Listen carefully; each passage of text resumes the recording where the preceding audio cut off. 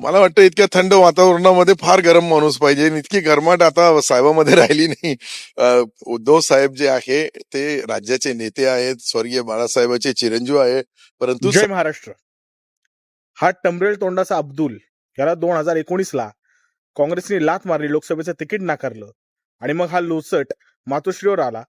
2019च्या विधानसभेमध्ये साहेबांनी याला शिवसेनेमध्ये प्रवेश देऊन विधानसभेचं तिकीट दिलं, आमदार दिलं आणि हा लोचट आज हे बोलतोय.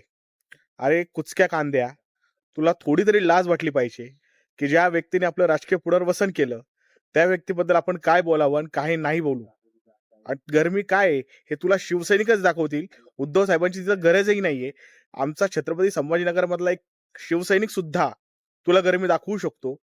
पण आता साहेबांनी थोडं सांगितलंय की आधी जनतेची कामं करा, जनतेसाठी लढा, मग ह्यांच्याकडे बघावं. म्हणून शिवसैनिक शांत आहे, हे लक्षात ठेव.